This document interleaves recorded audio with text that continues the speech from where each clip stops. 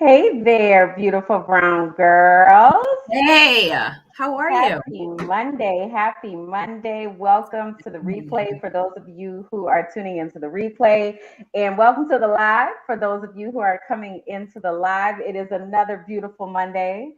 I'm phenomenal. How are you doing over there? I'm good. I'm really good. It's a little chilly here in Texas. I see a lot of people got their Christmas decorations up. Do you have your Feliz Navidad decorations up? I do not at all. I'm like Christmas decorations. No, not at all. But that's interesting. Tis the season and folks are ready. As soon as that little nip roll in, they be like, okay, it's time. It actually has cooled off some here. So I've been excited to be able to put a sweater on because fall has arrived. Oh, well, that was yesterday too. It was, and that totally jacked up my life, girl. I didn't know what time it was. But I'm glad that we knew what time it was to come on for this because we had a day to get it together, right? So we see you all coming in here fast and furious and commenting. So we definitely want to make sure if you are watching and you have not yet introduced yourself in the comments, go ahead and introduce yourself. Let us know where you are watching from. Let us know if this is your very first time hanging out with us on Conversations. Tag some of your friends, tag all of your friends in the comments, as many people as it will allow. Share the broadcast on your page. We have lots of things to talk about as always. Super excited about tonight's show. So definitely want to shout out Yolanda is here from Atlanta. We have Irma who is here, and Linda has come to the party. We have Sarah from St. Louis. Kamani is here as well. KT from Orlando. We got Jilly Jill in the house. That always feels like a rap name or like stays there. Jilly Jill, son. Yeah, that was kind of like, I don't know if you're Jilly from Philly or but what up? We also have David's in the house with us tonight. We've got Candace, first timer from H Town in the house. We got Sharonda is here from Orlando. Jilly Jill says she's in Delaware. This is her third time. Girl, you are OG now, girl. You are OG. You in here. Then we also have Cleve, who is here from the Loop. Okay, in case you ain't know. So super excited to have you all here tonight. Always love hanging out with our brown girl family. So definitely want to let you know what you're watching. We had a couple first timers on. Oh, I didn't get first time spirit fingers. That's your signature on here, the spirit fingers. It is, because it just makes me happy inside. Like, how can you do spirit fingers and be upset about things? It just doesn't go together, you know? So that is my celebration of choice, because it always gives me a pick me up and reminds me how amazing our community is. So hey y'all, welcome to Conversations. This is our virtual platform where we talk about all things brown girl related. We're here to connect you with other like-minded women and give you a platform to share your voice in the conversations that matter to us and those we care about. So we invite you to follow beautiful brown girls, follow us individually as we take this journey through life. My name is Kimberland. I come to you from Playa del Carmen, Mexico. I am an educational consultant. I am a DEI, diversity, equity, and inclusion specialist. I'm an author, I'm an actor, I'm a model. And tonight I am one of your hosts. All right. My name is Sab, or Sabrina. No, we'll just go by Sab. That's the challenge that I'm trying to figure out sometimes. Like, some people like to call me Sab, some people like to call me Sabrina, but what do I like to be called? I like to be called Sab. I reside in Dallas. I am one of your co-hosts here this evening. I am a marketing professional, forever student, podcast host, business owner, daughter to Barbara, sister to Tawanda, sister to Maria, sister to Sybil, and I welcome you and thank you for joining us. I'm glad you're here with us this evening. I don't know. I got an extra little something today for this Monday. We'll see how this plays out, okay? As the night goes on. Maisha, girl, Jessica Jones. Greetings from North Carolina. We missed each other. We got to do better next time. We got Belinda Orlando is in here. Who was that? North Carolina here. Deep Eleanor. We got Janae in the house. Yes, y'all get up in this. I'm excited, y'all. So, okay, we got a lot of stuff that we need to get through. So let me stop being so silly. Let me try to get focused for a minute, okay? Okay. So, one of the things how I try to get silly, how I try to get serious and still be acting silly. Like, I need to cut it out. I just really need to give my life. No, it's okay. That's what we're here for. It's a Monday. So sometimes we need those Mondays, your energy in those Mondays to kind of get us to be like, because Mondays are Thank you for that. They are. And let me tell you something. This is the Fridayest Monday I ever had. So that's awesome. Start up. Okay. All right. So here we go. We do have some announcements that we want to share with you all before we dive into everything for our show today. So you all probably, if you've been hanging out with us for a little bit, remember that we are in the middle of a crowdfunding campaign, and we are looking to keep our doors open to be able to continue to bring amazing content like this, and Brown Girl Boss and Hey Beautiful meetups and sister circles and all the things that we have going on here at Beautiful Brown Girls that are free of charge. We want to be able to keep those things free of charge. So we are in the middle of this crowdfunding campaign. So we need your help. We are trying to raise $60,000 on I Fund Women, and it really is because we want to develop our own app, y'all. Like we're going to talk about this platform that we own right now, but it's a lot happening out here, okay? And we need to have some security without depending on all of this other stuff, if you know what I'm saying. Wink. Okay. So we are in the middle of this campaign to really get ourselves to be independent and free from all of the other oversight. So what we're doing is trying to develop an app, and what it will do is bring sisterhood right to the fingertips of every woman of color, and also empower us with the ownership of having our own app, right? So how can you help? Well, a few ways. We would love your donations. Every single penny counts. Okay. So if you got a nickel to spare, go on and throw it on in the collection plate. All right. Like every penny counts. Okay. But seriously, we would love for you to donate, but we also love for you to help us spread the word. So you can do that by going to our website, which is beautifulbrowngirls.com. And then you'll be able to type crowdfunding in the search. I did it today, actually, because I wanted to update the images that we had. And when I tell y'all, it's so easy. Like you type crowdfunding and then you click on this link here where it says Beautiful Brown Girls crowdfunding images. And it literally brings up the images that I just showed you just a moment ago.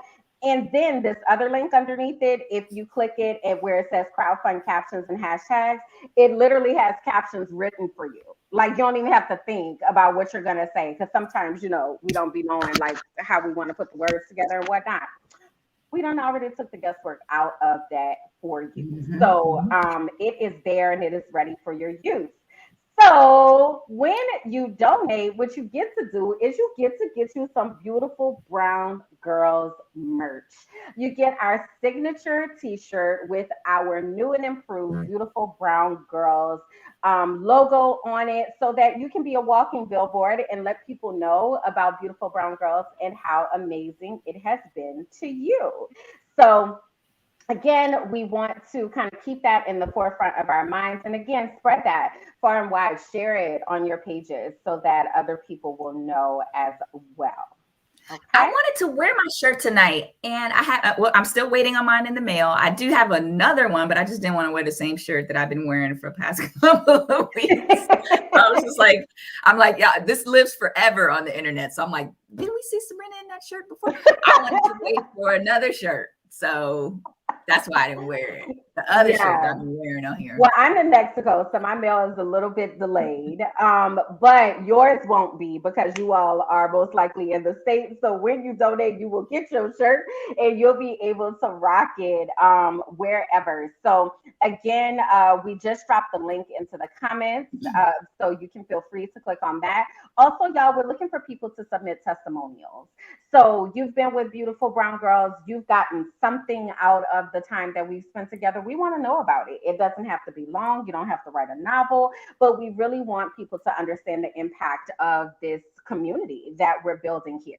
So take a screenshot of this so you're able to get that bit.ly link and right? Cheese.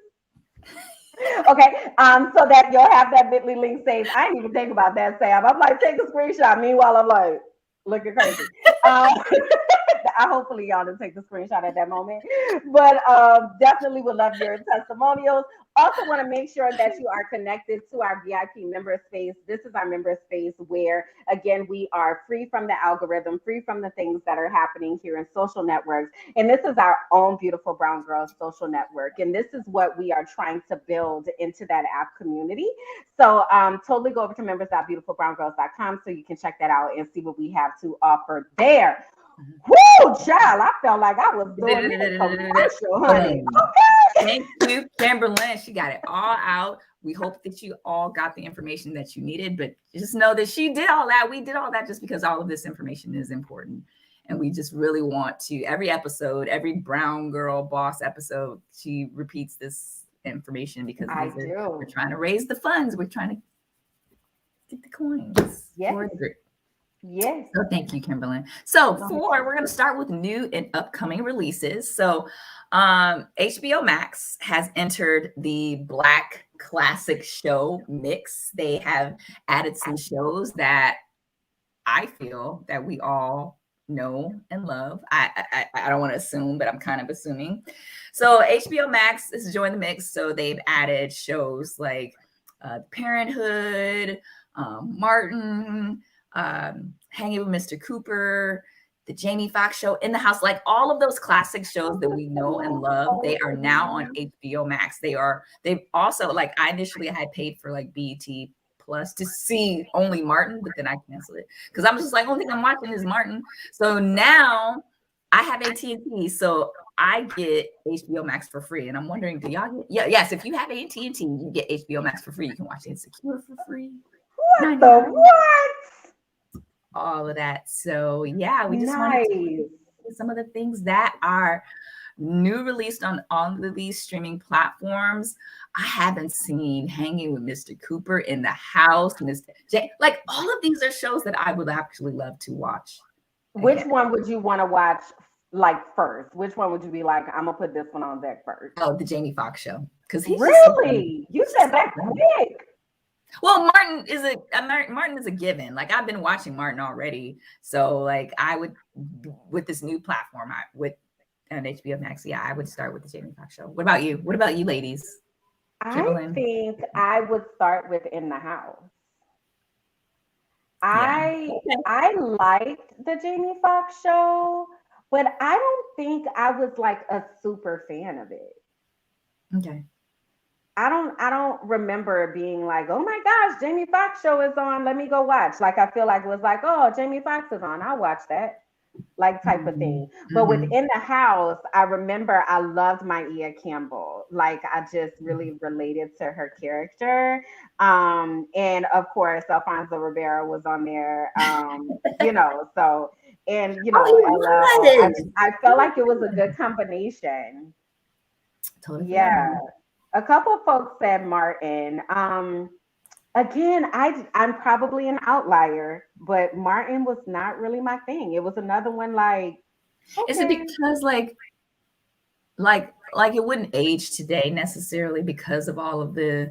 Yeah, I just felt like it was so over the top. Like I just felt like it was. There were definitely like I would definitely laugh, but like when people were like, "Ooh, the season of Martin coming out," like I was just like, oh, "Okay, cool." Whatever. Well, we just wanted to get it out there to the masses to let us relive our 90s early 2000s. Yeah, 90s, I want to say. I think that was 90s. 90s. Let us just kind of relive those days again. But we also wanted to let you know, we talked about it maybe a couple shows ago about a new movie coming on Netflix on Wednesday, Passing. Remember we had that game where we were trying to determine if you saw this person, could you determine whether or not he or she was Black or white? So Passing with Rebecca Hall, Tessa Thompson, and Ruth Negga was starring this Netflix film called Passing, and it's coming out on Wednesday. And to give you a brief synopsis of it, Passing centers on the act of formerly practiced by some fair-skinned African Americans in the early 1900s. Those light enough to be perceived as white would sometimes hide their true racial identity and move throughout society as a white person, thus avoiding racial injustices, violence, and second-class citizenship that Black people were subjected to at that time. So this comes out on Netflix on November 10th. So we just wanted to remind you of that. I will be tuning in. I'm excited for it. I want to see what it looks like. And I know like that's all that we had really that was coming out. So we did want to ask you all, like, what are you watching right now? Because we feel like we clearly are missing some things. Like Sab and I were like, that's it? Like that's all we got on the list? Like, what are y'all watching? What are y'all watching right now that we need to be looking out for or watching? Whether it is like brown girl related or, you know, Black people or not, just like what is out right now, because I need to see something. The Harder They Fall. Netflix? Okay, that's coming on Netflix. Yeah, it's on Netflix. Okay. Nollywood? I haven't heard of that. Ooh, Jilly. Oh, Lupin. I love that. Yeah. What is this? Season 2, right? For Lupin? It'll be 3. No, season 2 was out already. I watched 2. Okay. I be losing track. Okay. Awesome. I haven't heard of Nollywood though. Love Life, KT said. I'm not familiar. And y'all tell us where these are, like, so we know where to find them. Karen said Colin and the Harder They Fall. With Ava. Yeah. Okay. Who? Ava DuVernay, she directed with Colin. Oh, Colin Kaepernick's thing. I was supposed to watch that the other day and I got distracted. Okay, I need to put that back on the list. The Harder They Fall. Oh, Nollywood is a Nigerian movie. Okay. All right. Aisha said she just started watching Queens with Brandy and Eve, and you liked it. I tried, you know what else I tried watching? Growing Pains. Okay. It's on Hulu with the Black family. Okay. I watched one episode of it and I like that. You. I started watching that. So Jamila said You. Oh, and Jennifer said that's the show. BMF. That's on Stars. Yes, I've seen that too. Our kind of people, girl, let me tell you something. Our kind of people I tried to watch and I was like, I cannot do this. I can't. You cannot what? I cannot do this. Like it was good. The acting is not great. Horrendous. Ooh. And I was struggling. Like I watched one episode and I was like, I feel like I'm being punked right now. Like I couldn't do it. I'm gonna give it another shot. Maybe it gets better like after the first show, but like no. Okay, so y'all keep dropping those. Sorry, I'm getting distracted. Y'all keep dropping those into the comments so that we can fill our list, right? Because we're always looking for things to watch, things that are gonna add value, but also things that are gonna give our minds a break, okay? Because sometimes we just need to zone out and watch Black people win, and watch things that can kind of just. It's all right. Okay, it's gonna be all right another day. So like last night with Insecure came on, I did not watch it because I was doing other things. And what I did catch up on was the Insecurity podcast with so yeah, there's a podcast. So I didn't watch it last night, but I heard it was really good. I enjoyed it. I watched it today. And we're not gonna spoil it for anybody that hasn't seen it yet. I was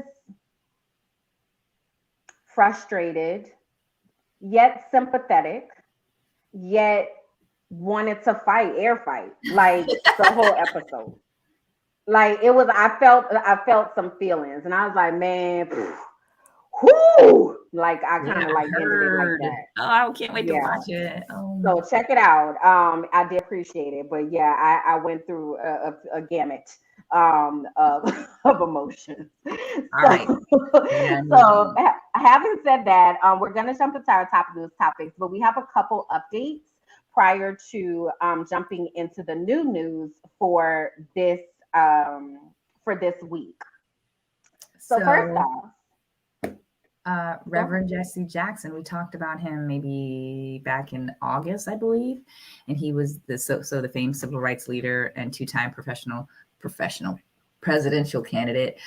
He and his wife were hospitalized after testing positive for COVID-19 back in August, and he's doing well. He's up. He's out of the hospital. He's doing well. So we just wanted to give you guys and ladies, everyone, an update on him. 79 years old, vaccinated against the virus. Yeah, just wanted to give you an update on that. Yeah, he was on the up and up. I did hear though that he fell the other day. He was at Howard, Oh yeah, I possibly heard supporting that. some students. Yeah, so definitely want to keep him in prayer. You know, anytime older people fall, that is not a good thing. So, you know, a lot can come out of that. So definitely want to continue lifting him up. And then last week, we had a lengthy conversation during our mental health moment about International Pronoun Day. And we were talking about all the different pronouns and the different ways to address people and honor their pronouns, specifically those who are part of the LGBTQ plus community.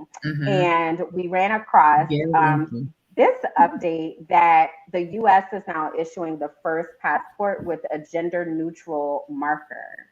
So the State Department expects to be able to offer this to non-binary, intersex, or gender non-conforming Americans in early 2022. I think I don't know how I feel about this because, well, I don't know how I feel about this just because while I understand and accept it, but it's like when you're really trying to determine who someone is, I don't know. But there's a picture. Yeah. Maybe that's what. I guess I'm just so used to the passport, male, female, height, like the license plate. Can people get this on their license plate? Can people say non-binary on their driver's license? That would probably be per state. That they would be given. No, I don't know. No is the answer, but I wonder like where that would come from. If that would be like a federal ruling or if that would be per state. Because I feel like if the passport is doing it, the passport is higher than the state local licenses. It is. So I don't know. But that's a federal decision, right? So all states aren't supportive of doing that. So. But it might be, I don't know, you know, that might be something that might be coming down the pike. But yeah, I think as long as the picture is there, I don't really think gender is needed per se. Like, yes, it's another identifier, but the picture is there. I don't know. So at any rate, we don't have a hard date on when that is happening, but early 2022, they said. So if you know anyone who might be interested in that, there's an update for them. All right. Well, thank you for that update. All right. So this interesting platform that we are on now, Facebook. So here's the thing. We learned a couple of weeks ago or a week or so ago that Facebook was thinking about rebranding their name and changing their name. And everyone freaked out about like, okay, what's their name going to be? And they came out with a new name called Metaverse. However, Facebook, what we're on right now, they aren't changing their name. So it's similar to how Google set up with Alphabet and how I think it allows them to just get away with more stuff.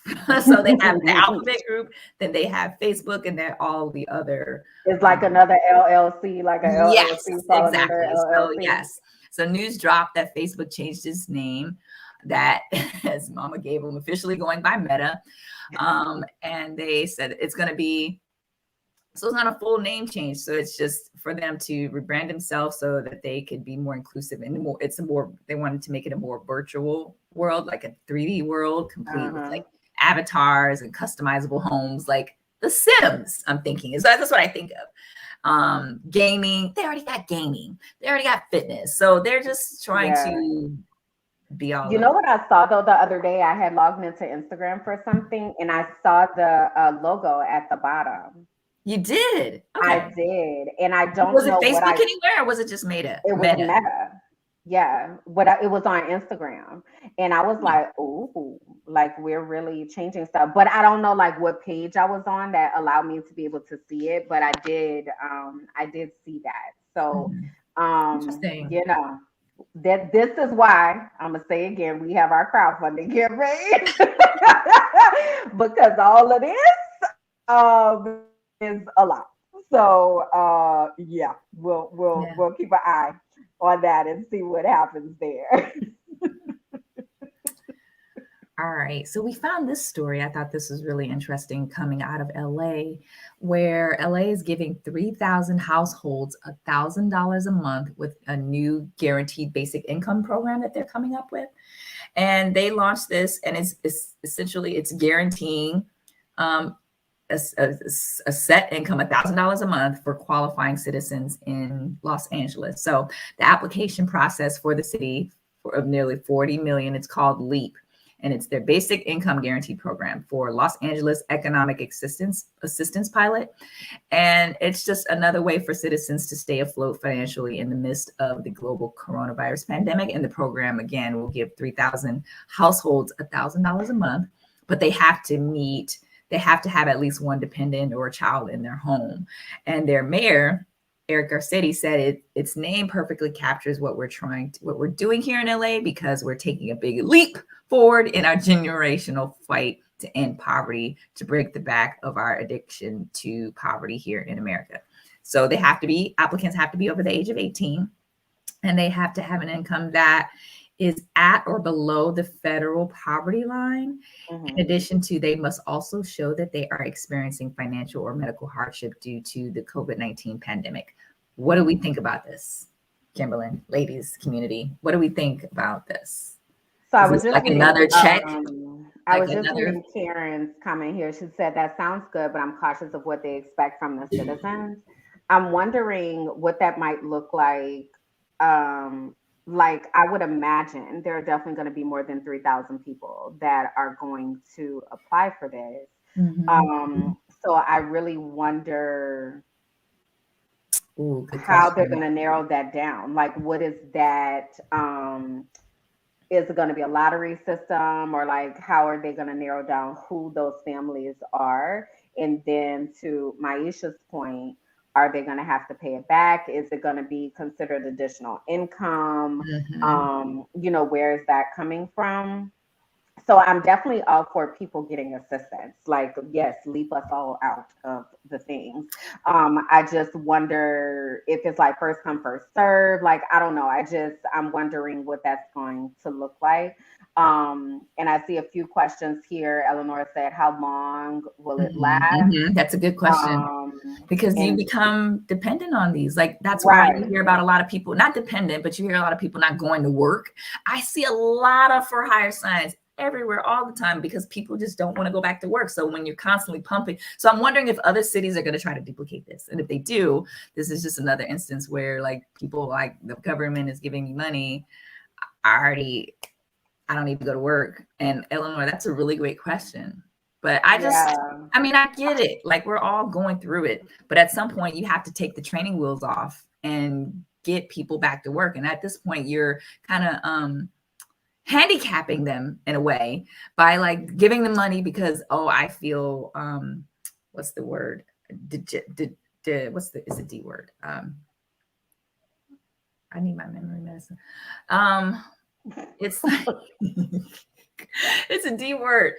It's like you're kind of spoon-feeding people, and I realize people need help. I don't want that to escape what I'm trying to say, but it's like you're constantly pumping money for people who need help. maybe that's why they have the application process. Maybe I hope that it's. What you're wondering if people will try to abuse it when they don't really need the assistance? Yes. Oh, yeah. I don't think that necessarily would be a concern. Because if they have an application process, then they're verifying all of that. My concern with them getting money and then it going away is how are you going to help them to adjust their lifestyle for not having that additional income? That's because that would be like losing a job. So that's what I would think about as far as the money going away. But then I see Candace said here that their grants, and she said it's first come, first serve. Definitely interesting. That sounds even more interesting. Adriana said the cost of living is really high. $1,000 that isn't even rent on the studio. Yeah, I am certain of that. So yeah, I don't oh, and then Aisha made a comment about the people not going to work. People were making more money getting unemployment. So why would I go to work when I'm making more money getting unemployment? That's how I felt. Now that the federal support on top of unemployment has gone away, then now people should be going back to work. But when you're making $900, what was it? It was like $900 a week, which is 30, Jesus, math was not time for y'all. 3,600 in a month. That's more than some people make at their minimum wage job. I would be collecting unemployment too, you know? So yeah, it's really about the ability to be able to live. So I'm laughing at Karen. Is that what you were laughing at? Yes. Karen says Sal says she need her memory.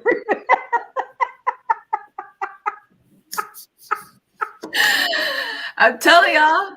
Y'all about to get us off track this show. I already see I can't. We need to move on. I'm not doing this with y'all tonight. Oh gosh. I cackled. Yes. So I can real quick. I take vitamins and supplements, and one of them are memory builders. And I'm like, did I take it today? No, I didn't take it. I just think about whether or not I took it today. So no. It works. Oh my God. Come on, Sam. We gotta focus, girl. Okay. So our favorites, gosh, she's our favorite everything. She's our favorite Brenda. She's our favorite. What was her name in Boys in the Hood? I forget her name in Boys in the Hood. But Regina King, we'll focus on her. Well, Regina King and Missy Elliott are both cementing their legacy on the Hollywood Walk of Fame. Regina King literally cementing her self on the Hollywood Walk of Fame. So this about a week or two ago, the Academy Award winning actress and cultural icon made her mark at the TCL Chinese Theater IMAX in Hollywood, where she cemented her hand and her foot. It's like most people opt out of the putting their hands and their feet on the Hollywood Walk of Fame. Regina decided to do her hands and her feet as her signature, and then she immortalized it and signed her name with the message, "There's no place like home," because I didn't know that she was originally from Los Angeles. She is a University of Southern California grad, and she proudly threw up her W's, claiming her West Side heritage. So as a star, was like, I was like, I can do that. I can do an M. You didn't never practice on the West Side. No, I'm from no. So yes, so she wore this beautiful pink suit. If you guys had a chance to see it, I don't know if we had a picture of it or not, but Regina King is just I just love to see how she has grown to a dynamic actress. And I believe she's an Academy Award winning actress. Correct me if I'm wrong. I feel like she's won an Academy Award, but she's won all of the things. So not only Regina, but Missy Elliott is also going to receive her star on the Hollywood Walk of Fame.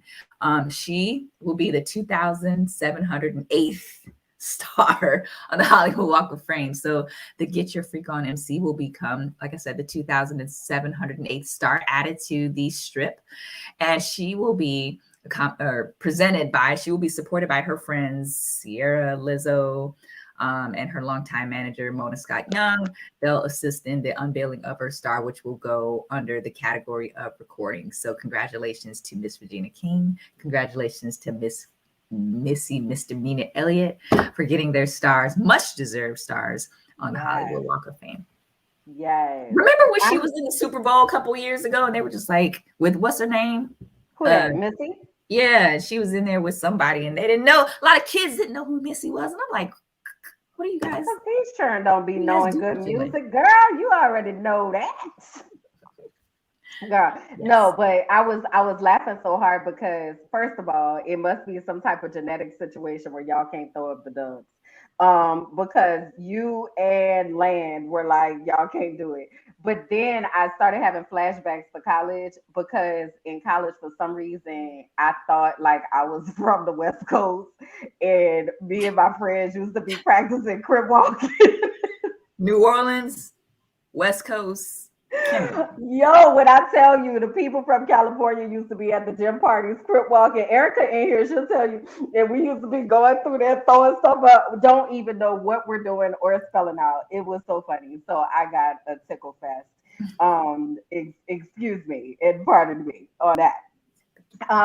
We did have, while we're talking about music and things, we wanted to talk about the 2021 class of inductees for the Rock and Roll Hall of Fame. Mm-hmm. So we have quite a few people that are on here, but three that really stood out to us was Jay-Z, right? So Jay-Z, and there was a little bit of controversy. I know, Sab, you were telling me about this. But Jay-Z is considered to be one of the greatest rappers alive. He has had 14 number one albums, which is the most ever by a solo artist, 22 Grammys, which is the most in hip hop history. And he was the first rapper inducted into the Songwriters Hall of Fame. So some people may not know his earliest recordings date back to 1986, but it was his groundbreaking debut album, Reasonable Doubt. I did not know that. I did not either. I was like, oh, I was 5.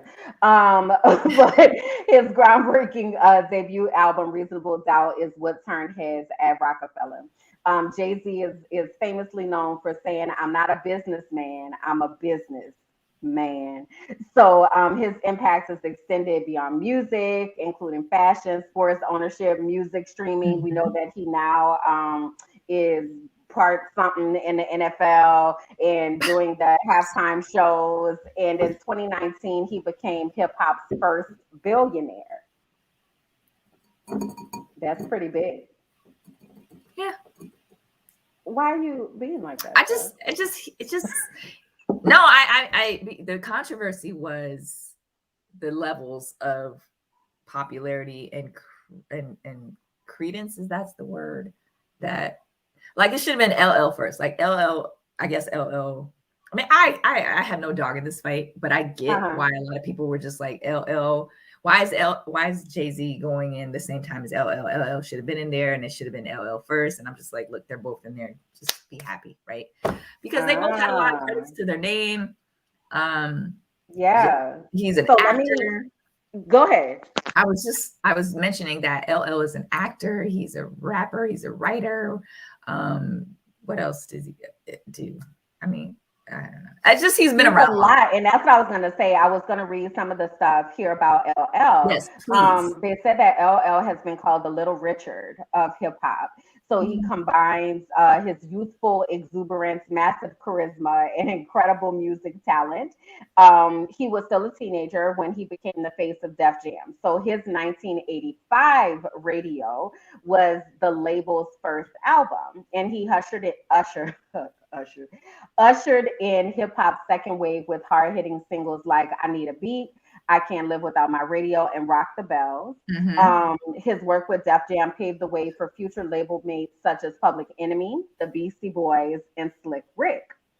So they actually credit LL with opening the door for empires like Beyonce, Jay-Z, 50 Cent, Diddy, as you said, he really leveraged his music career in movies, TV, Mhm. fashion, fitness, all of that. He cites his influences by Grandmaster Flash, Furious Five, Curtis Blow, and Run DMC. Mhm. So it's interesting like that you bring that up because he definitely paved the way for Jay-Z, Mhm. but they're Yeah. going in together. You know what's also been a bit of a kerfuffle is the What's fact happening? that they still call it the Rock and Roll Hall of Fame. And those are things that I Right. thought about. I was like, So because let's talk about that though, because I was like, but that's black, right? So y'all also probably see Tina Turner yeah. sitting up here, right? Now Tina Turner is known as the Queen of Rock and Roll. Okay. And she earned, they said she earned that title twice times. Hmm. So the first time was when she was a part of Ike and Tina, and then the second time was in her solo career. She's also getting inducted. Yes, Okay. she is. Also getting inducted. So, but this is what's interesting. To your point about this whole rock and roll thing. Oh, they're also putting some artifacts into the museum. So this Mhm. is Tina Turner's dress that she wore Ooh. during Private Dancer. I love that song. I was Okay. actually listening to Tina music earlier today. I don't, if that was some about that was some 80s music I really used to rock with. Then they have LL Cool J's Boombox Oh, nice. that he had. So that's going to be inducted in. But to your point about rock and roll, I don't know if any of you all know who Chuck Berry is, but Chuck Berry is actually What? credited with being the godfather of rock and roll, a black man. He was one of the first inductees into the Rock and Roll Hall of Fame, and he is known with fusing rhythm and blues with country and western, transfixing the nation, and he is credited with the origination of rock and roll. How about that? Mhm. Mhm. I didn't know that because when I think of rock and roll, I think of like Kiss. I think of all of Hmm. these white groups. Sorry. But I did know that Tina was Miss Turner was synonymous with rock Hmm. and roll, but I just didn't know the origin of the word Yeah, of rock and roll. yeah. So So good to know that Maisha it's said rock and roll was influenced by deep South black music, the genre called the blues. Yep. the more you So know. that is, I know, right? The more you know, the more you learn. So, yeah, so they are being inducted in this 2021 class. Now, I don't know if you all have heard of or know who this gentleman is right here. Anybody know who this fella is? Anyone? Bueller? Bueller? Anyone? Anyone? So, while you all, yeah, so I'm infamous for saying like I don't know these young Thundercats, right? So I couldn't pick Homeboy out in a I didn't lineup say Thundercats. at all, right? But the people clearly here know that this Oh, is Travis Scott. Okay. So Travis Scott has been in the news. Irma was like, no. So Travis Scott has been in the news over the past few days because he is a producer and investor and owner of this Astro World Festival in hmm. Houston. So those of you who are there in Houston, I am praying that all of your people are okay. So what happened was Friday night, there was this Astro World Festival, and Travis is from Houston, so he created this festival, and there were 50,000 people in attendance at this festival. So let me make this picture large for you all so you can see. So this people, y'all, I want y'all to like see y'all. Can y'all see my mouse moving? This is people. Okay. So there were 50,000 people that were in attendance, packed like Oh, sardines from front to back at this yeah. festival. And what happened is that something happened where the crowd surged towards the front of the, I'm sorry, of the concert and Mhm. crushed some of the people that were at the front, where there were 8 people who lost their lives.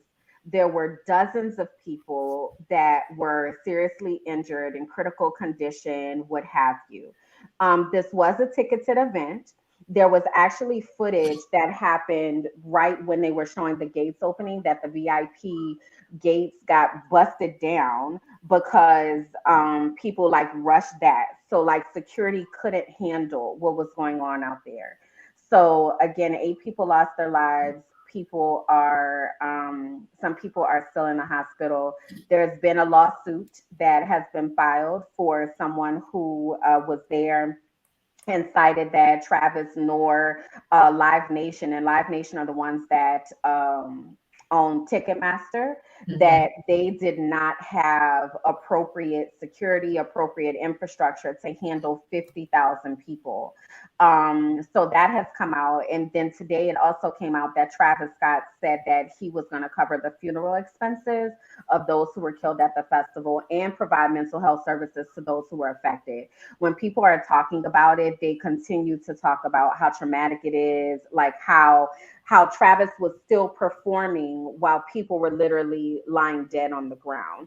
Now, of course, Travis didn't, or said he didn't know. I can't say the word he didn't. Yeah, how would he? Said he didn't know he's on the stage, right? There are 50,000 people. I can't imagine that he would be able to see everything that's happening. But nonetheless, like Candace said, Live Nation, Drake and Travis are being sued. They said that it just, a lot of people were saying it felt demonic. Some people were saying like it just didn't sit well with them.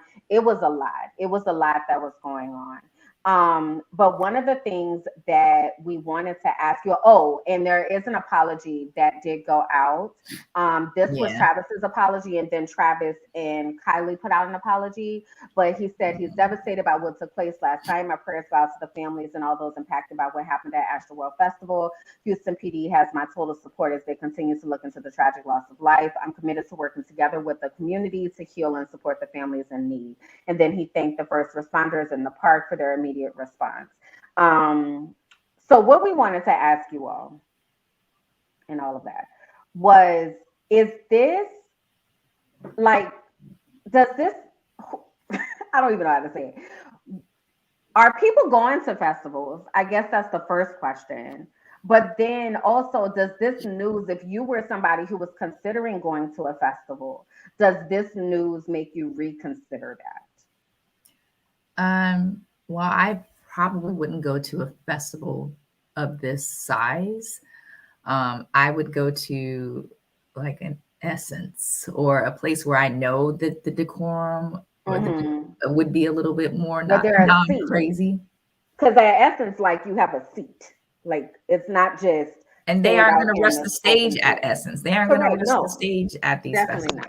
Like this, you can tell the kind of crowd and kind of demographic that would do something like that. So for me, I would not go to a large festival like this. I would not. So Christina said she went to a music festival. She knew it would be grown folks and not super packed. Chastity said yes, but she wouldn't be in the front. Yeah.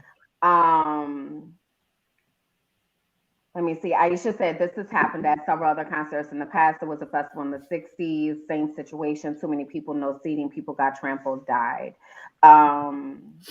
Tracy Lynn says she's still avoiding crowds, period.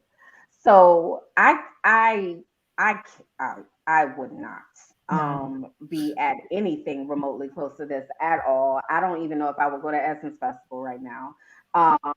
It just becomes a lot for me. With people, that is too much. Like, I don't know if you remember a while ago, we had a thing right before we started opening the world back up, and they had like little barricaded off pods where each little group. Yeah, I remember. I might consider going, like, if that's that, but standing remotely, oh heck no, that's a negatory. Yeah, negatory. So we definitely want to keep all of you all in prayers that are in Houston, and anyone who might have known someone who was there that's kind of dealing with it all, because that was a lot. That was really a lot. So we definitely recognize that and honor that. Okay.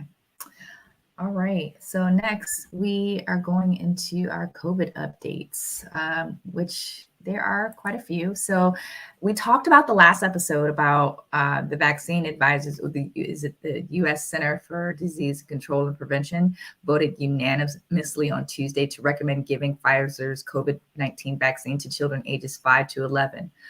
I thought last episode we talked about it actually being implemented, where they were going to give the kids No, vaccine. it wasn't approved yet. Okay. But now it's been approved. Okay.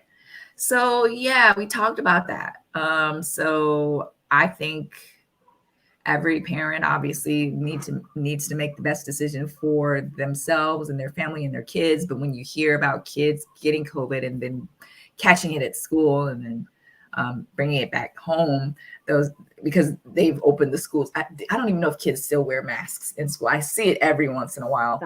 But yeah, so they have approved it. So the sentiments around whether or not we would let your kid do that were across the board when we talked about it last episode. So I feel like the same sentiments would apply today if we were to ask you that same question.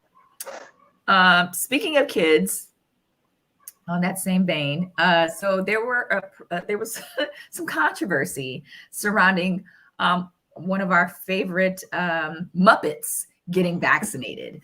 So today we learned that Big Bird, he ruffled some feathers from some conservatives this weekend by announcing that he had been vaccinated against COVID-19 vaccine on Sesame Street. So the beloved Muppet tweeted on Saturday that he had gotten the shot, which is newly available for Americans between the ages of 5 and 11.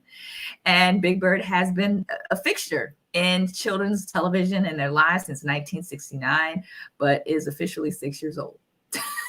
So Big Bird is vaccinated. How do we feel about him?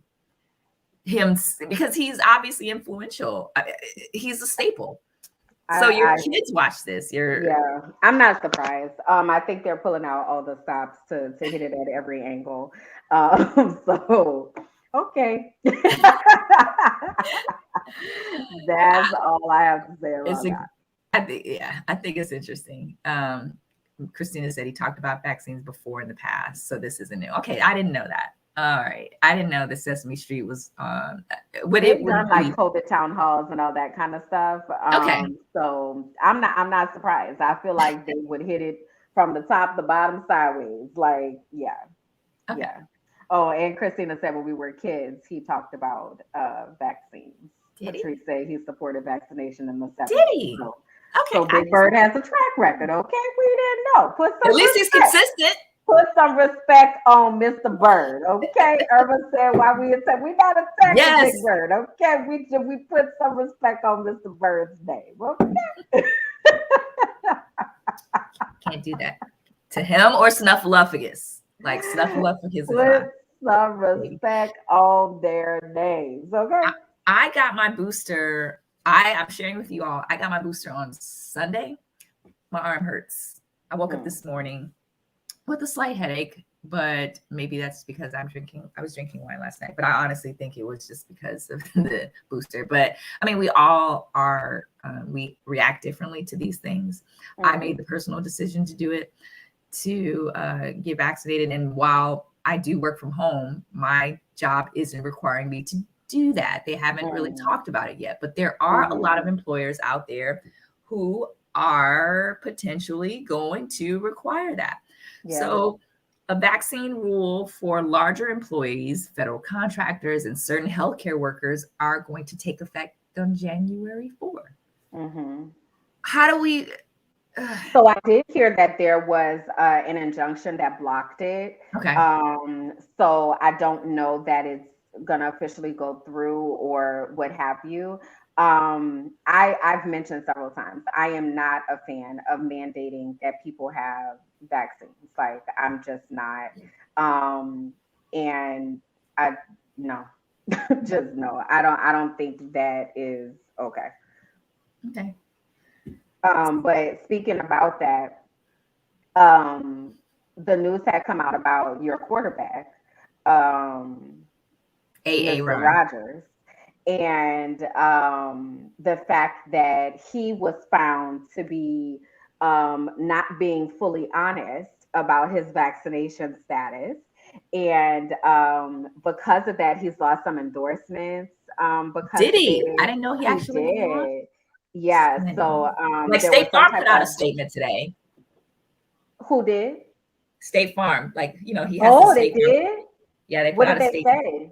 I don't remember. I didn't put it up, but Oh, I didn't know if basically, you had okay, just like the basically they're gist of saying it. that they support his decision and they support other people's decision, and they didn't say that we let him go or anything like that. But Yeah. they also said, State Farm said that they support people getting vaccinated, but they also support people's choice to not get vaccinated Not or get not. So they were vaccinated. really particular about the statement that they put out about Aaron. Interesting. So yeah, he had some kind of health related endorsement Yes. contract or something that he Okay. lost. Okay. So to Karen's point, she brought up Yeah. Kyrie Irving, right? So Kyrie Irving is an NBA player and he chose not to get vaccinated and he got dropped, right? You dropped? No. No? What No, he didn't happened? get dropped. He just no, he didn't get dropped. Because he plays in New York or Brooklyn or wherever he plays, like New York or Yeah. Brooklyn, wherever he plays, has certain specific mandates for you in that city or in town for you to be vaccinated and you not playing indoors. I don't know all the specifics about New York and Brooklyn, Yeah. but Yeah. he didn't get dropped. It's just he can't play in the building. He can play away. Like if he played in like, I don't know, California, they Okay, don't so have he can't play to. home games. I knew it was something like Yeah, he wasn't playing. yeah, Okay, so he can't play home games because of it, right? correct. So Karen was basically like, give Aaron that same type of treatment. Okay. Yeah. So then I just saw Linda's comment. So this is my thing. I'm not an Aaron Rodgers fan. I don't really care for him, nor am I necessarily a Kyrie Irving fan either. But this is my thing with Aaron Rodgers, they said that he had to, because he wasn't vaccinated, that, or because he said he was immunized, right? That they told him that he would have to get tested every single day before he could go to practice, And he right? did. And He he did. did, even on his off days that he was able to go in to go to practice. So it is very clear what his COVID status is, right? But it's not very clear what everybody else's COVID status is if they're not getting tested daily. So at this point, like I'm really frustrated with the divisiveness that is coming around this vaccine because I feel like it was marketed as this is gonna cure COVID, like this is gonna make it go away. That was But what was put out. That I was know, that was the narrative. but that wasn't true. It wasn't true So now, instead but of it was. I'm yes, sorry, but instead continue, of but the yeah, government taking responsibility and saying, hey, our bad, it actually doesn't like eradicate COVID. It's more like the flu. So it'll lessen the symptoms. and you You know, won't if you die. get it, you won't die from it, but it's not going to get rid of COVID, right? Right. Instead of the government doing that, what they did is they shift blamed to the people that were unvaccinated. So in a case like Aaron Rodgers, he's not exposing anybody to COVID. He ain't got it. He has been getting tested every single day. So I think it is, I don't like the divisiveness that happens around the vaccine. And to Lisa's point, she said that's why people are skeptical because the narrative keeps changing. So Mhm. I just really, it's frustrating to me when people attack other people because they did or didn't get the vaccine. I have Mhm. firmly stood from the beginning on the fact that it is everybody's choice. Do what you feel is best for you and yours. And that's that. But the judgment and the vitriol that has come from people is just really off-putting for me. Yeah, and I admit I was one of those people. I didn't judge, but I passively, because the narrative was, hey, if you aren't vaccinated, you're exposing other people to the potential of catching this virus. Now that the narrative has changed and the medicine has changed, because this is a virus, it's going to evolve, right? So Mhm. yes, everyone thought, the CDC thought that Mhm. you get the virus, you get the vaccine, excuse me, you aren't susceptible to getting COVID. but that has changed. It has all changed. So that was the narrative. That's what it was. That's what medicine said in the beginning. I just don't want to make it seem like that was what it was in the beginning, because it wasn't like that in the beginning. We all were told, you get your vaccine, you won't get sick. You get your vaccine, you won't get COVID. But now it has evolved and it's changed because the virus has mutated. Correct. But I understand and I get your point now. However, Aaron lied. He lied. He did. He showed up did. But that's why I said I'm not here to defend him. Huh? Well, yes. I'm not here to defend him. He used a trickery of words because he said that I was immunized. He didn't say he was vaccinated. He said he was immunized, and he was like doing homeopathic treatments to not, and they worked. But to your point, like he was on the sidelines without his mask. He was breaking every NFL protocol that he was put in place. And he didn't do this alone. I think that he got help from the Green Bay Packers.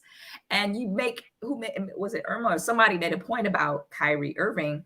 And there was a comment that I listened to on a podcast where they said the black man gets punished for his truth, and then the white man gets help with his lie, i.e. Aaron Rodgers. I thought that was an interesting comment to make because it's true. I agree.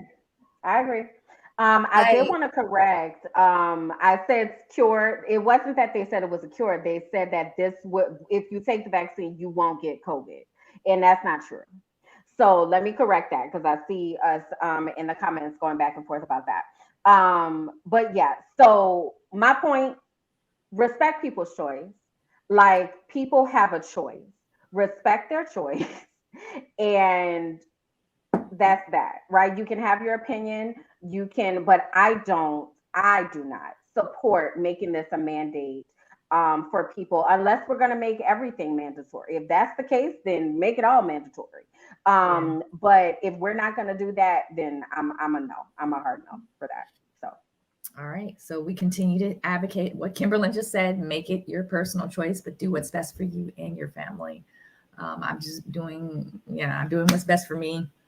And I am doing what's best for my family, and I'm sharing all the information that I can with my family. Like these text chats with my family are just crazy. My phone bill is just crazy with these text chats with them. All right. So next, so we all want to know what you think. Kimberland, this one is specific for you. I'm really curious to see how you weigh in on this one. So a Houston hospital fired its newly hired diversity expert for being too sensitive about race issues.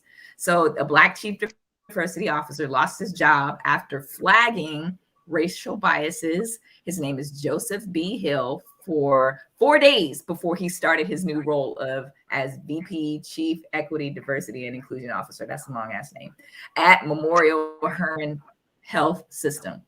They gave him a 2-sentence note that's read, we regret to inform you that we are rescinding the offer of employment dated July 2021, and we appreciate your interest in the position and wish you much success. Again, before he even started, ladies, he got red flagged. He was throwing up some red flags. My thought is, like, we're always told that if you see something, say something, unless you work in diversity, equity, and inclusion, and unless you're Black. That's the way I think. And then, like, they want people who look different, but they don't want people who think different. They want a mascot. Absolutely not. That's a good word. That's a good word for it. What a mascot. Yes, they want a mascot. So, Kimberland, you worked in diversity, equity, and inclusion, and you went through a tumultuous kind of situation with a previous employer. What are your thoughts on this situation with Mr. Joseph B. Hill? I think it's exactly what you called it. They're looking for a mascot. A lot of companies do DEI on paper, right? They create a position, or they say that they're doing the DEI, but not really. I ran across this meme that kind of describes what they mean when they say we're committed to diversity, right? So they hire someone at a lower management position while those who are making the decisions still have white faces. So I am like over it. Like I'm over it. It really, and that's what the work that I do, that's why I'm consulting now, because I will not work with people who are not committed to doing the work. And when you ask Kimberland Jackson to come to do the work, please understand that we're about to Gonna do come do the the work. work. Okay. So if you're not committed to that, I'm not even about to align myself with you because I'm not here to play with you. This is not a game. This is real life. So I'm not surprised, unfortunately, by this. It is something that happens. And I would just caution anybody who's interested in getting into the DEI space, ask really good questions. Like, remember that you are interviewing them. Mm-hmm. You are trying to find out if they have a culture that is worthy of you.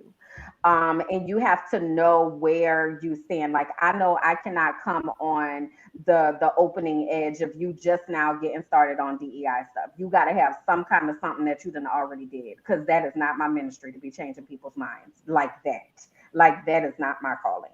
I work with people that already understand white privilege is a thing, and now we're going to go ahead and move forward. Like, I'm not here to wake you up to your privilege. I can't. I don't have the temperament for it or the patience. So, Do you know how many times I have seen on LinkedIn how, again, mascot, and I'm sorry, I don't mean to offend anyone, but how many Black women, specifically Black women, I see on LinkedIn that are in new diversity and equity inclusion jobs at these yeah, big companies.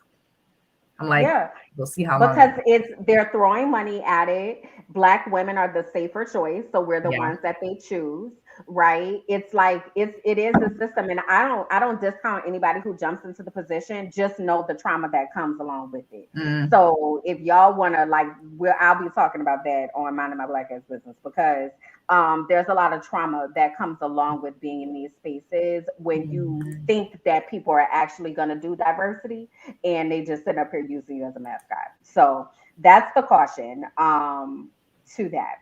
So speaking of DEI, there are some election results that came in that we wanted to update you all on, just in case you didn't know. So the first we have pictured here is Eric Adams. He has won mayor of New York City. He's a retired NYPD captain, and he won his race, making him only the second Black mayor in the state's history. So that was Dos, like dos, the second dos el in the negro. history of the state of New York. He is the second Black mayor of New York City with all them Congratulations. Black people. Dos. He's the second Black mayor. So congratulations to him. Congratulations. Um, With a question mark at the end of it. I'm just like, Here we have congratulations. Chantel Brown. Chantel Brown won Ohio's 11th district special election, and she's succeeding Marsha Fudge, who resigned from the seat to become President Biden's Secretary of Housing and Urban Development. So that seat stayed as a Black woman Democrat. So congratulations to Mhm. Chantel.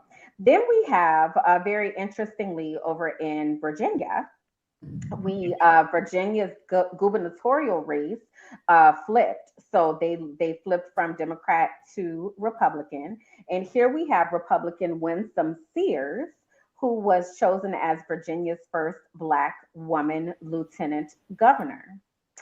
And conservatives are talking about her victory, and they're using her victory to flip conversations about Mhm, race, mhm, mhm. as she is a Black Republican. She was actually the national chair of Black Americans Making America First, which is a coalition that promotes initiatives by the former occupants of the White House, and has defended him after controversies and racist comments. So, are we happy for her? I don't know. Like Black conservative women seem like tokens sometimes. It depends because like Condoleezza, we talked about her in that last episode, but she's like a token that has an agenda as well. So it just depends. I want to hear her talking points, Kimberly. Yeah, Mhm. I want to hear what her stance is in certain things because the Republican Party is a lot different than what we've Mhm. known growing up. Like now they're just Mhm. hateful and they just do anything by any means necessary. And they said they regurgitate, regurgitate is the word. These Mhm.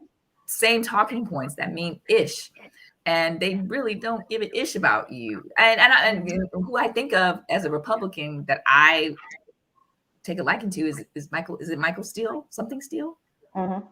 That's the only concern. Like, I understand conservatism. I get it, but like this Republican Party now is just like, by any means necessary, I will step on your neck. I will step on you. I will take your position. I will not give an issue about your kid dying in the hospital so I can stay on top. All they care about is power. So just depends. So the point that I'm making is just depends on her platform and what her talking points are for the Republican Party, because all Black voting can vote is what we always say, right? That part. Well, she's a brown girl who won her race. Yeah. So then in Minneapolis, just saying, in Minneapolis, they had on the ballot the disillusionment or replacing of their police department. They had been in the news this past year surrounding George Floyd's murder and defunding the police, but that initiative failed. So they rejected that. So they are maintaining their police departments, and yeah, the people spoke on that manner. So those were some of the election updates that were notable and that happened. So we also wanted to note that the trial of Ahmaud Arbery's murderers is going on right now. And I wanted to, I found this tweet here by Sean King, like him or love him. But what he said is what I wanted to focus on. He said it's the McMichael Bryan trial. A lot of times when we have these trials, we name the trials as the deceased or the murdered person, the victim, their trial. This is not their trial. This is the trial of their murderers. So this is the McMichael Bryan trial that's going on right now. And McMichael and Bryan were the men who murdered Ahmaud Arbery. And there's been a lot of controversy that has surrounded that as well. They chose the jury, and there's only one Black person on the jury. And the judge found that that was intentional discrimination, yet he's allowing the trial to move forward with the one Black member on the jury. This makes me think of the judge in the Kyle Rittenhouse, the white guy that shot a bunch of people in, I think it was Kenosha, Wisconsin, where prosecutors in that case, the teenager who shot and killed protesters in Kenosha, they will not be able to refer to the people that were shot as victims. The judge has ruled. While defense attorneys may be able to use arsonists and rulers. So I make that point, and Kimberland's point is like, they're setting this up. That's how I feel, ladies and gentlemen. Like they're setting this up for absolutely for a mistrial or for an acquittal. And I say that because we talked about this yesterday, that elections matter. They do. Voting matters, right? It's not just the presidential elections or the state elections. It's those local elections, and how, like, these are voted roles, voted positions. Right. So, like, God, it's like I wanted to cry. My heart went out to his mother, Ahmaud Arbery's mother, when I saw that. Because they're literally playing chess right now with this case, Kimberland. And I'm like, what the fudge? Yeah, it's really frustrating. And to your point, when we think about district attorneys, when we think about judges, those are elected positions. But then even if they are appointed positions, that's when it becomes important who the governor is or who the president is. So we really want and always talk about this here, that it all matters. Every single election matters. Every time you have an opportunity to vote, it matters. It is impacting your life in some way. And your local elections matter the most, honestly, because those are the people that are governing your day-to-day life. So we just really want to remind all of us that, you know, this is going on. And when it comes time for this midterm election that's coming up, it's going to be really, really important for us to mobilize, because historically, that's when there's low voter turnout, which means that some of the seats that were gained in the House may flip back. There's just a lot that's going on. So we want to stay vigilant and make sure that we recognize everything that's happening. So there was a little bit of, I don't want to call it, I don't know if it's good news, but a chuckle I got out of this. So this lady here that is pictured, her name is Jenna Ryan. And Jenna Ryan was one of the people that, one of the terrorists, domestic terrorists on January 6th, who decided that she was going to go to stop the steal. So this is her pictured here.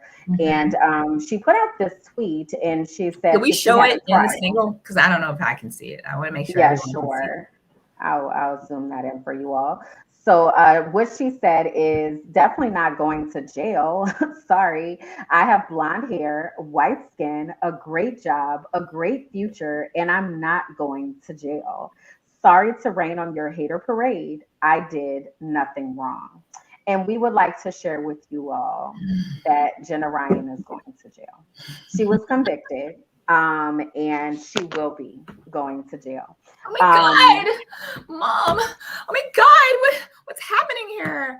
Oh my God, yeah, Mom! So, is that how? Did I? I'm trying to. In my inner. I'm trying. Possibly. Where's your manager? Can I speak to the guy who's the manager of the So that is a small glimmer of hope, in that folks are being held accountable. But it really also goes to, I don't know how long, Linda, so that's a good question. But it goes to speak of the level of audacity and caucasity that is present, that she decided to even put out this tweet. Exactly. And think that was okay, you know. So we dare I say it, Kimberland? Is she wrong though? Well, in this case, she was wrong. Yeah, but no, she was spot on. So yeah, we'll just keep an eye on that and see what that looks like. Wait, what did no, I gotta show my Isha's comment real quick. She said Karen has a starring role in Orange is the New Black. That was funny. Yeah. Oh, Elise said maybe for 6 months. Interesting. Okay, so our discussion topic, Sab and I came across this, and we wanted to kind of talk about this for just a little bit of what would you do, or what does this look like? So, okay, this was a post on Instagram. It said, are you guys brutally honest with your friends, or do you hold back in order to not hurt their feelings? And then there was another comment down here that said, honesty does not need to be brutal. Unlearn that. So we wanted to ask you all, are you like team brutal honesty, or do you kind of like spare feelings when it comes to things that may be happening with your friends? So that's brutal honesty. Question. Oh, that's a really great question. Yay or nay? So I'll give you some scenarios to kind of like shape please. Yes. Like thinking around it, right? So for instance, let's say your friend y'all about to go out, and your friend has on an outfit that honestly just doesn't look good. It highlights the parts of their body that they have told you they're self-conscious about. And yeah, you just don't think it looks good. Are you brutally honest, or are you like, okay, girl, you like it, I love it, do what you do? I am team girl, you like it, I love it, because that's very subjective, because she or he could really feel like they are the business in that evening. While we are still friends, I don't want to get in the habit of, I'm not someone who likes to rain on someone's parade or spew negative things. I'll quickly say that as a business owner, one of the things that I actually love is I'm getting a lot of coaching and a lot of mentorship, and I'm reading books every day, all the time. And what they're teaching me is to have a positive mental attitude and to not gossip and to not talk negative and to talk positive things and to talk success and to I don't want to be that person to sow negativity, to spew negativity. But if she, so that's okay. But if I was, before I started my business,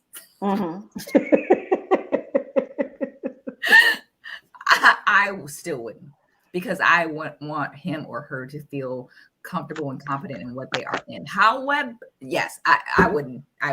But there are other points that we talked about here. So what about you, Kimberland? What about you, ladies? Okay. So for the record, you would not say anything. You would be team, you like it, I love it. Yeah. Okay. But before the business and now with the teachings and the mentoring. Yeah. Okay. All right. I am, how does it make you feel? See, I asked the question back, you see. And yes, because it makes them feel like, that's why they're wearing it, Kimberland. Not necessarily. So I would say, how does it make you feel? And if they're like, I feel amazing, I feel like this is the best thing ever, then let's roll with it, right? If they're like, it's all right, take it off. Put something on that makes you feel like you are the baddest chick walking up in this piece. Okay, so that's what I would do. I would ask how it makes them feel. Okay, now I have another scenario. Okay, let's do it. What if your friends was wearing a wig and their lace front was showing, or the wig was too far down, too far back, or it was like a synthetic wig and it was all rat-a-tat-tat in the back? You're taking me out of my element. Brutal honesty or no? So my mentors, my thing is about to come off. So my mentors tell me not to do, before I did my business, I would, here's the thing, like, why are we so critical? Why are Black women so critical about these things? We're the only ones that really look at specific physical features when it comes to Black women and their wigs and their dress or their hair or their lace fronts or their edges. We are the critical ones. I feel like we're the critical ones because they're you even on Instagram. Deflecting, though. You're not answering. You're deflecting. You're not. I am. I don't know how to say I can see your lace front wig. I don't know how to tell you I can see your lace front. I don't know how to tell you I can see the part. I can see where you tried to glue it and it didn't glue and it didn't stay there and I can see it. I don't know how to tell somebody that. Okay, so there are some suggestions that are here in the comments. So, for instance, Aisha said, "Girl, come here. Let me help you." Ooh, I love that. Let me get you straight, sis. I love that. And a lot of comments have been coming in about tone. And it's really about how you say something, right? So this is the thing for me. Erica said in the comments, she said hair is big for her. It's big for me too. I feel like our hair sets the tone for how we feel, right, when we walk out. So I'ma always need you to look your best, right? So I'ma be like, ma'am, like, especially if she acting like she like hit, ma'am. No, ma'am. Come forth, child. We got the no, ma'am. We ain't no, ma'am. We gonna fix this, okay? Come on, let's get the crown on. Fix your crown. Plug it in. Like, no, ma'am. I am not. Like, will not. Like, you will not go out the house looking crazy. Period. Not if I could see it. Okay. But yeah, it's all in love or what have you. But sometimes, like Toya said, don't have me out here looking crazy, friend. Like, exactly. Like, what we doing? Like, no, ma'am. Let's fix it. We gonna fix it. Yeah. But we not about to have you out here. Just we ain't doing that. Okay, we ain't doing that. I don't know how to be brutally honest, but depends on our rapport too. Like, well, the takeaway is be honest, but don't be brutal. That's the takeaway. Yeah, your tact and your tone and how you say it. Yeah. You really have to think about what it is that you want to say and how you want to say it. And sometimes, Kimberland, people just don't know how to. That's So true. maybe this space will be a way to teach. I feel like our community knows how to do that, but Yeah, maybe if for those of who don't watch our show and they're just coming and watching it for the first time, just be really not sensitive, but just be really like, how would you want to be talked to? that part. Like, That part. would you want to be pulled to the side? Do you want your wig fixed in the public? I've seen one time a woman fix her hair, another woman's hair at Essence Fest in public. Like she picked up her something fell off her head and she yeah. So But maybe in that moment, like she was fixing her sister crown. Like yeah. we nope, we gonna have to get this straight right here, girl. You just bobbed and weaved a little too hard. We need to get you together, okay? So yeah, I'm gonna need us to not have each other out here looking crazy. Yeah, Okay. I agree. Now you had mentioned something a moment ago that made me think about our mental health moment today, which is really quick. There was a story that happened. There was a 16-year-old girl who had been missing for several days, and she was rescued this past Thursday. And the way that she was rescued is she used an attention signal that, a distress signal that she had learned on TikTok that celebrates Get on there. violence at home, I need help, or domestic violence. Now, last month was Domestic Violence Month, the Domestic Violence Awareness Month, and we talked a little bit about, what that looks like, some of the things, what have you. But we also wanted to bring this signal to your attention because I had no idea about this. So basically, let me make it large for you all so that you can see. So basically, what happens is you hold your hand up with your palm to the camera, and then you tuck your thumb, and then you trap your thumb. So I'll show you with Sab and I doing it. So you hold your hand up to the camera, like let's say you're somewhere to a person, to a window. You hold your thumb, trap your thumb, just like that. So hold, tuck, trap. And that's supposed to be a signal to let people know that you need attention. So the 16-year-old girl did that, and someone saw it, and they alerted the authorities, and she was saved, and she had been missing for over a week. So I don't know if you all have heard of that before, but I was like, we really need to amplify this with our community because there are times where you don't know that people need help, and this is a very easy and quick way to let people know. So again, you hold your hand up, tuck your thumb, and then trap your thumb. No, I didn't know that. Thank you for that. My pleasure. Cool. Boom, boom. I didn't Yep. know that. TikTok, I guess I need to get on there. I'm like I have an account, but I'm not like on there, I don't be on there like that either. But I thought TikTok was good for something. So I can appreciate that. I really can. So, Fab, you want to tell us our beautiful brown girl spotlight tonight? I thought this was your girl. It is. I was just trying to be nice. Because I'm not in that space. I'll eat some beef in a minute, or I'll eat some bacon in a minute. So I was just trying to be nice. I'll take it back. So Tabitha Brown. If you all don't follow Tabitha, she is like everything. I love Tab because she's a vegan, cook enthusiast, spokesperson, all of this. But what I love about her is she's so unapologetic about her faith, and she really like honors God in all that she does, and it just makes my heart so happy. And her family, and they just make me so happy. But at any rate, Tab is like experiencing all the success right now. She actually she has a seasoning with McCormick. She dropped, they released some more today. It's sold out in less than an hour. yeah. Like she has a new book. It's sold out again today. Yeah, I know. This is the second time she's on the New York Times bestseller list with her newest book. She's always been an actress, so she's acting more, she's hosting, and Tab's latest venture is she is going to open a new restaurant called Kale Me All Night. So Tab, yes, like Kale.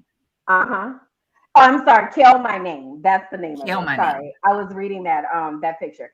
Kale My Name is the name of it. And this is a popular vegan eatery in Chicago.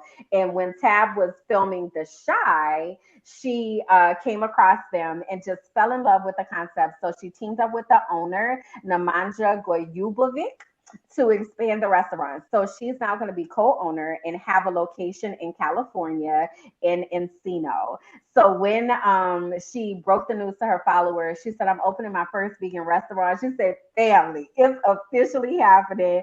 I'm opening my very first restaurant." She was like, "I'm so thankful and grateful to bring Kale My Name to Los Angeles as a co-owner. It's about to be very good." So shout out to Tab. This is truly her season. Like, she is truly winning right now. So Absolutely. she is our beautiful brown girl spotlight for today.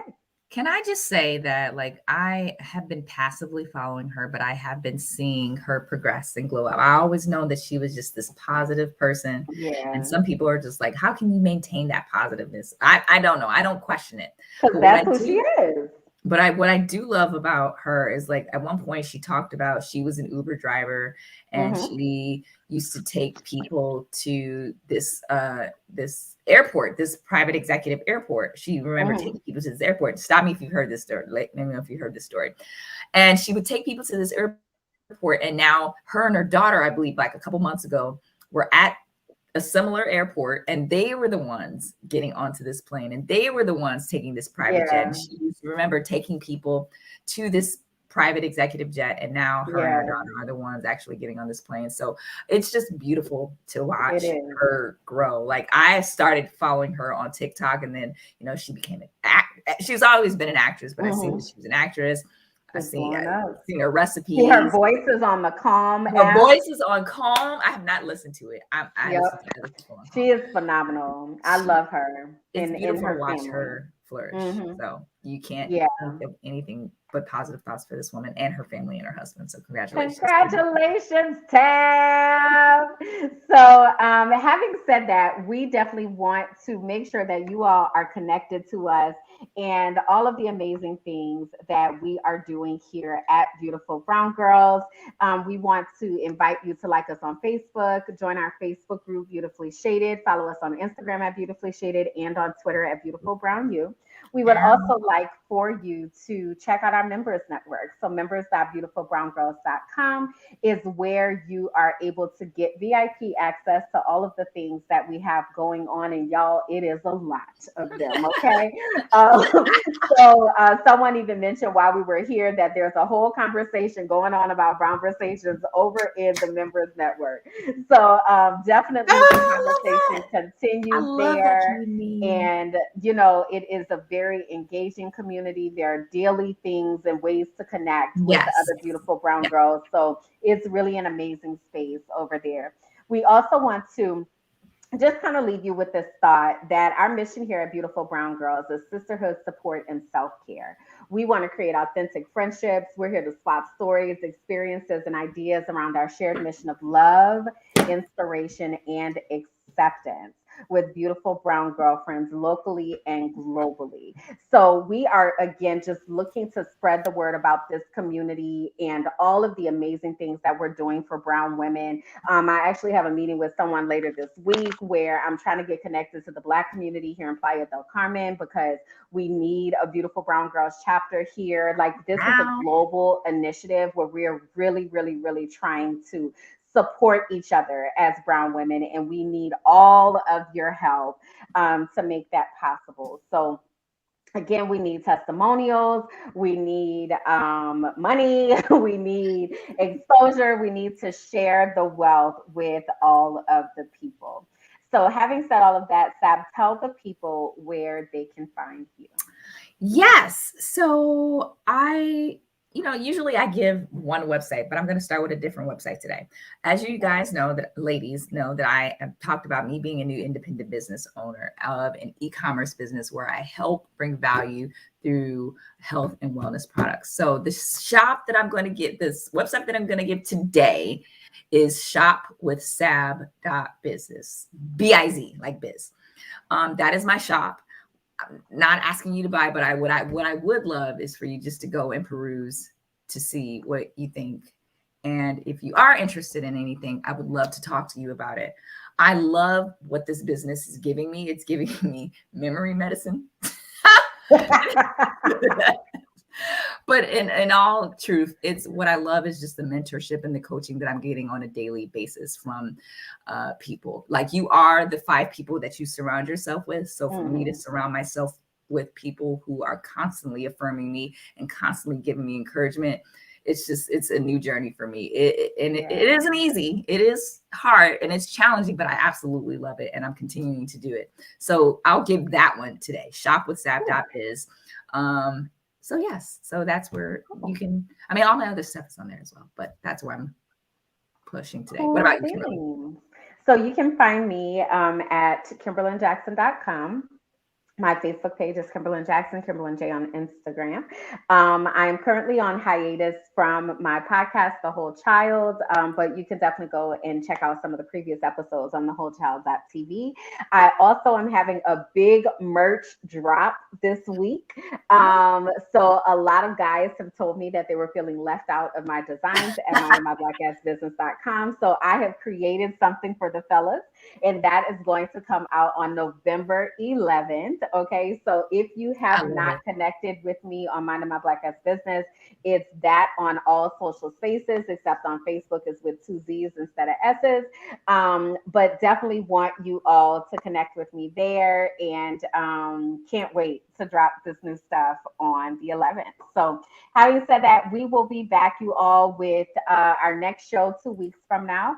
And on that show, it'll be our show right before Thanksgiving. So I can't believe this year is almost over.